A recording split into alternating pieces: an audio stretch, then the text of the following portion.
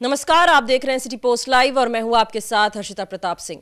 BPSC के अभ्यर्थी पिछले अब कई महीनों से धरने पर बैठे हुए हैं। लगातार एक ही मांग कर रहे हैं कि बीपीएससी की परीक्षा रद्द कर दी जाए और सभी अभ्यर्थियों के लिए री एग्जाम करवाया जाए। पिछले 2 महीनों में खासतौर पर राजधानी पटना में इस मुद्दे पर जमकर बवाल हुआ है। पूरा मामला पटना हाईकोर्ट तक पहुंचता है।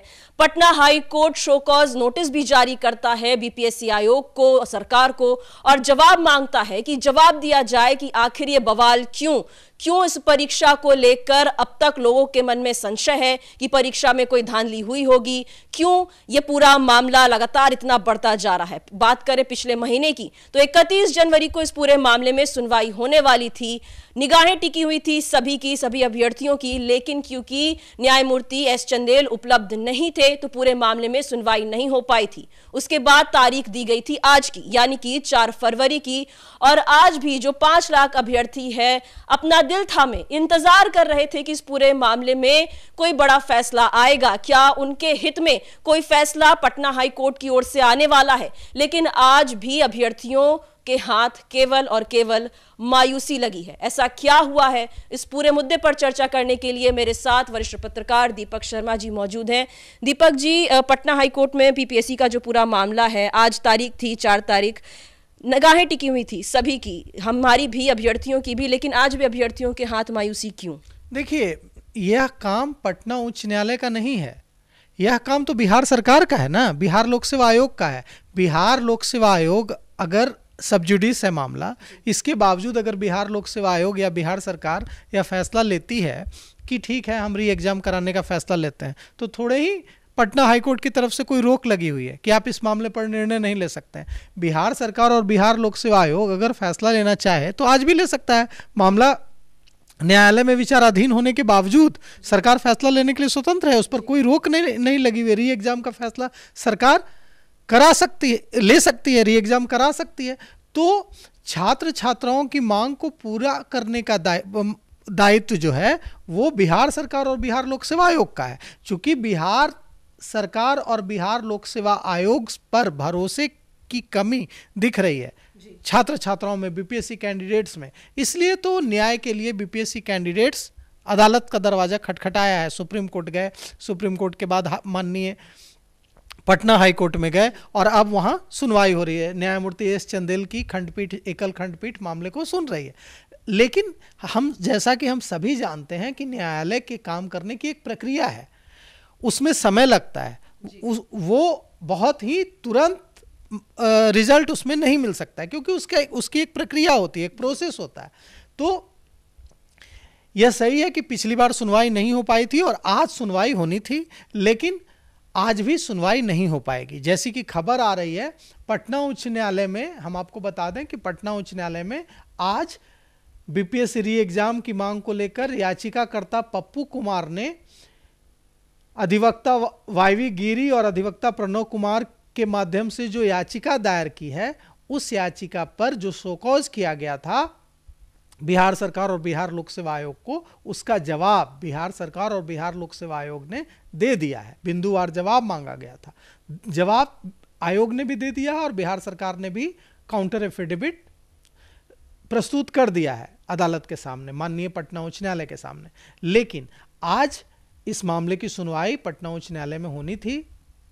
न्यायमूर्ति एस चंदेल की एकल खंडपीठ इसको सुनने वाली थी, लेकिन यह सुनवाई आज नहीं हो पाएगी। इसकी वजह है न्यायमूर्ति एस चंदेल का उपलब्ध न हो पाना, और इस वजह से इस मामले की सुनवाई आज नहीं हो पाएगी। अब इस मामले की सुनवाई के लिए कोई अगली डेट, अगली तारीख दी जाएगी। तो देखिए, पटना उच्च न्यायालय हो या कोई दूसरी अदालत हो, अदालत के काम करने की अपनी एक प्रक्रिया है, एक प्रोसेस है। उस प्रोसेस के तहत ही अदालत काम करती है। अब छात्र छात्राओं को, अब बीपीएससी कैंडिडेट्स को न्याय दिलाने का जो काम है, यह न्याय दिलाने का काम किसका है?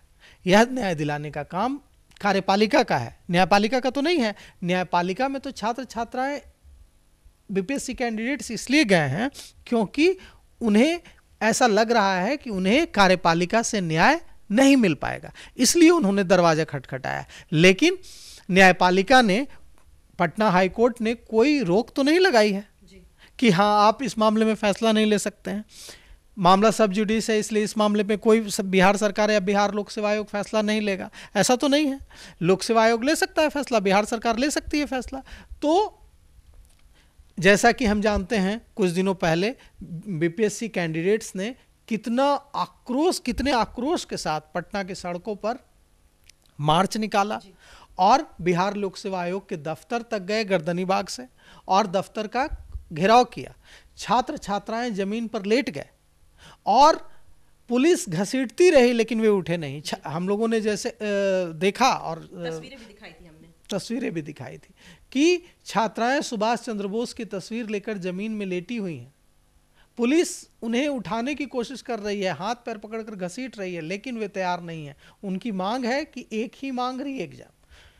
बिहार के बीपीएससी कैंडिडेट्स जो लगभग 5 लाख हैं, 4,80,000 हैं, इन बीपीएससी कैंडिडेट्स की लगातार मांग है, एक ही मांग है, वे दोहरा रहे हैं कि हम री एग्जाम से इतर किसी दूसरे आश्वासन पर नहीं मानेंगे, री एग्जाम कराया जाना चाहिए। अब सरकार, चिराग पासवान हैं केंद्रीय मंत्री, उन्होंने भी इस पर सवाल उठाया कि अगर गलती हुई है तो मान लेना चाहिए जी। गलती मानी जानी चाहिए और री एग्जाम कराया जाना चाहिए। तो सवाल उठता है कि जब पटना उच्च न्यायालय ने, जब देखिए अदालत की जो कार्यवाही है उसमें आप किसी भी मामले को लेकर पटना उच्च न्यायालय या किसी भी उच्च न्यायालय में, हाई कोर्ट में आप चले जाते हैं तो आपकी याचिका सुनवाई के लिए स्वीकार हो जाएगी, ऐसा नहीं है जी। अगर प्राइमा फेसी अदालत को दिखता है कि ये जो कुछ वैलिड चीज़ें दिखती हैं प्राइमा फेसी, तो ही सुनवाई के लिए उच्च न्यायालय या सुप्रीम कोर्ट उसे स्वीकार करता है जी। नहीं तो अदालत का समय बहुत कीमती है जी। तो अगर स्वीकार किया अदालत ने उसको सुनवाई के लिए, याचिका स्वीकार की सुनवाई के लिए, और उसके बाद बिहार लोक सेवा आयोग को नोटिस दिया, सरकार को नोटिस दिया, काउंटर एफिडेविट के लिए कहा, और इतना ही नहीं, पटना हाई कोर्ट ने कहा कि हम रिजल्ट जारी करने पर कोई रोक तो नहीं लगाते हैं, लेकिन हमारी जो सुनवाई इस याचिका पर चल रही है, इस याचिका पर सुनवाई के बाद हम जो फैसला देंगे, हमारे फैसले से जो रिजल्ट प्रभावित होगा। मतलब पटना हाई कोर्ट ने यह इशारा दिया था कि आप रिजल्ट जारी करने में जल्दबाजी न दिखाएं। अगर आप रिजल्ट जारी भी कर देते हैं और बाद में हम सुनवाई के दौरान यह पाते हैं कि परीक्षा में धांधली हुई है या परीक्षा में किसी तरह की गड़बड़ी हुई है, तो हम ऐसा आदेश दे सकते हैं कि परीक्षा फिर से कराई जाने की जो मांग है उसको मान सकते हैं, उसका आदेश दे सकते हैं। और अगर आप रिजल्ट जारी भी कर देते हैं तो भी वह हमारे फैसले से प्रभावित होगा, जो जारी हो भी गया। लेकिन इसके बावजूद बिहार लोक सेवा आयोग की ओर से आनन फानन में रिजल्ट जारी कर दिया गया। बिहार लोक सेवा आयोग को लग रहा था कि अगर हम रिजल्ट जारी कर देते हैं तो यह आंदोलन खत्म हो जाएगा और यह पूरा मामला खत्म हो जाएगा, पूरा मामला ठंडे बस्ते में चला जाएगा, क्योंकि कैंडिडेट्स को भी लगेगा कि रिजल्ट तो जारी हो चुका है, बीपीएससी 17वीं पीटी परीक्षा का रिजल्ट जारी हो चुका है, अब कुछ नहीं हो सकता है। और छात्र छात्राओं की जो टोली आंदोलन कर रही है, सड़कों पर गर्दनी बाग में मार्च निकाल रही है, वह शांत पड़ जाएगी। लेकिन हुआ क्या, यह पूरे बिहार ने देखा। पूरे बिहार के छात्र छात्राएं जुटे यहाँ। कहा जा रहा था कि जिलों से छात्र छात्राओं को रोक दिया गया जो यहाँ पहुँचने की कोशिश कर रहे थे। भारी संख्या में छात्र छात्राओं का हुजूम, बीपीएससी कैंडिडेट्स का हुजूम पटना पहुंचा और बिहार लोक सेवा आयोग को एक तरह से घेर लिया, पूरे दफ्तर को। और छात्र छात्राओं ने एकदम साफ कर दिया कि उन्हें पुलिस की लाठी से कोई डर नहीं है, उन्हें गोली से कोई डर नहीं है और वाटर कैनन के प्रहार से भी कोई डर नहीं है। वे एकदम मन बना चुके हैं कि री एग्जाम से इतर वे किसी भी दूसरे आश्वासन पर नहीं मानेंगे। छात्रों ने मन बना लिया है, लेकिन जैसा कि आप अभी कह रहे थे कि कार्यपालिका से ज़्यादा उम्मीद है नहीं छात्रों को, और न्यायपालिका का एक प्रोसेस होता है जिसके कारण कई बार फैसले आने में देरी होती है। इस मामले में भी कुछ ऐसा ही हो रहा है। 31 को सुनवाई नहीं हो पाई, आज भी सुनवाई नहीं हो पाई, लेकिन इन सब के बीच पिस्ता छात्र है। कई ऐसे छात्र हैं जिनके माँ बाप बड़ी मुश्किल से उन्हें पटना जैसे शहर में भेजते हैं। वहां रहने का खर्चा, कोचिंग का खर्चा, खाने पीने का खर्चा, और जो कई छात्र ऐसे हैं या फिर यूं कहें कि ज्यादातर छात्र ऐसे हैं जिनके माता पिता बार बार हर साल दूसरे साल ये नहीं इतना खर्च कर सकते रहने खाने कोचिंग पर। ऐसे में एक छात्र होता है, साल भर पढ़ाई करता है, कोचिंग जाता है, रेंट देता है जहां एक कमरे में रहता है, सारा खर्चा बर्बाद। माँ बाप ने जो पैसे बचा कर रखे थे अपने बच्चों के लिए पढ़ाने के लिए, वो पैसा बर्बाद हो जाता है। और बिहार की खास तौर पर बात करें तो ये हर बार हर परीक्षा की कहानी है। देखिए, ये एक छात्र ने सुसाइड कर लिया, एक छात्र ने खुदकुशी की, और यह भी मांग है इस आंदोलन की कि वो जो छात्र जिसने खुदकुशी की उसको मुआवजा दिया जाए। प्रशांत किशोर के आंदोलन में भी यह मांग उठ रही थी, पप्पू यादव के आंदोलन में भी मांग उठ रही थी, और गर्दनी बाग में जो छात्र लगातार आंदोलन पर बैठे हैं, सत्याग्रह पर बैठे हैं, उनकी भी मांग है कि जिस छात्र ने आत्महत्या की है, सोनू कुमार नाम है, उसे मुआवजा दिया जाए। तो अब देखिए, आपने बिल्कुल जिस तरह से छात्र छात्राओं का दर्द सामने रखा उसमें पूरी सच्चाई है। छोटे से कमरे में 10 बाय 10 का और 10 बाय 10 से भी छोटा कई बार कमरा होता है उनका, उसमें वे रहते हैं, खुद से खाना बनाते हैं ताकि आर्थिक बोझ न बढ़े। एक बार बनाते हैं तो रात के लिए सब्जी रख लेते हैं कि रात में रोटी बना लेंगे और गर्म करके खा लेंगे, इससे वक्त भी बचेगा और पैसा भी बचेगा। तो इस तरह से संघर्ष करते हैं। छोटे छोटे गाँव से बच्चे उम्मीद लेकर आते हैं, रात दिन पढ़ाई करते हैं कि SDM बनेंगे, BDO बनेंगे और अपनी किस्मत बदलेंगे, साथ ही साथ बिहार की किस्मत बदलेंगे। बिहार तो इन्हीं का है ना, इन बच्चों का। ये तो कोई अपराधी नहीं है, ये कोई आतंकवादी नहीं है जो सड़कों पर उतर गए हैं और बिहार और देश के लिए खतरा है। ये तो हमारे बच्चे हैं, हमारे आपके घरों के बच्चे हैं। ये बच्चे अगर सिस्टम पर भरोसा खो रहे हैं, अगर उनका भरोसा खत्म हो रहा है सिस्टम पर, कार्यपालिका पर ही दायित्व है ना। कार्यपालिका जब फेल होती है तब न्यायपालिका की भूमिका आती है, लेकिन कार्यपालिका फेल ही क्यों होगी? बिहार में नीतीश कुमार का राज है, नीतीश कुमार की USP सुशासन है, इसीलिए चुना गया था। जब यहाँ लालू प्रसाद यादव मुख्यमंत्री थे, राबड़ी देवी मुख्यमंत्री थी, उसके बाद नीतीश कुमार इसी वादे के साथ तो बिहार की सत्ता में आए थे और उन्होंने काफ़ी हद तक किया भी, कई काम भी किए जिससे बिहार की छवि पूरे देश में सुधरी। अब जब चिराग पासवान यही तो कह रहे हैं ना बार बार कि इसे नाक का सवाल नहीं बनाना चाहिए, जिद पर नहीं अड़ना चाहिए कि नहीं परीक्षा नहीं, री एग्जाम नहीं कराएंगे तो नहीं कराएंगे।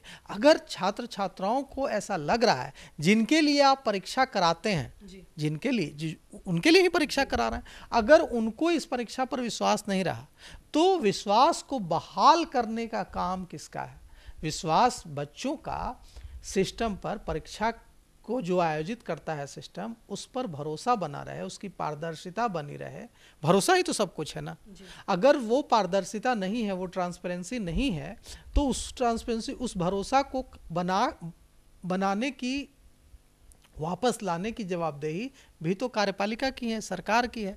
तो ऐसे में निश्चित रूप से बिहार सरकार को और बिहार लोक सेवा आयोग को इस बात का इंतजार नहीं करना चाहिए कि क्या फैसला माननीय पटना उच्च न्यायालय की ओर से, पटना हाईकोर्ट की ओर से आएगा और उसके बाद हम लोग एक्शन लेंगे। बजाय इसके, इस मामले पर विचार करते हुए, सहानुभूति से विचार करते हुए इस पर सोचना चाहिए कि आखिर क्यों 25-25, 26-26 साल के, जो 27 साल के जो बच्चे हैं, छात्र हैं, वे क्यों सड़क पर उतर गए हैं कि अब गोली चला लो, लाठी चला लो, वाटर कैनन चला लो, हम पीछे नहीं हटेंगे। इस हद तक अगर वे आगे बढ़े हैं, निश्चित रूप से उनका भी परिवार है, उनके, और ये हमारे बच्चे हैं। सबसे पहले हमें ये समझने की जरूरत है कि हम उन बच्चों और सरकार की कोई लड़ाई हो ही नहीं सकती है, क्योंकि सरकार इन्हीं बच्चों के लिए तो है। यही तो बिहार है, यही बच्चे बिहार है ना।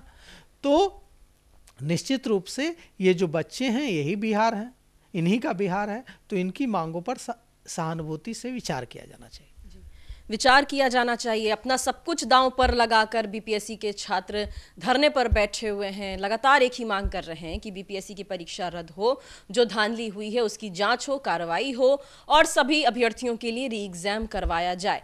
कहीं ना कहीं साफ नजर आ रहा है कि कार्यपालिका से विश्वास अभ्यर्थियों का उठ रहा है। पूरा मामला अब पटना हाईकोर्ट में है, लेकिन किसी कारणवश 31 जनवरी को भी सुनवाई नहीं हो पाई और आज भी न्यायमूर्ति एस चंदेल उपलब्ध नहीं थे, इसलिए आज भी सुनवाई नहीं हो पाई। तो आज भी छात्रों को मायूसी ही हाथ लगी है। ऐसा कब तक चलता रहेगा? कब तक धरने पर बैठे रहेंगे, इंसाफ का इंतजार करते रहेंगे? इसका इंतजार आपको भी है, हमें भी है। इस पूरी खबर को लेकर आपकी क्या राय है, हमें कमेंट बॉक्स के जरिए जरूर बताइएगा। फिलहाल इस खबर में इतना ही। आप आगे की खबरों के लिए देखते रहिए सिटी पोस्ट लाइव। धन्यवाद।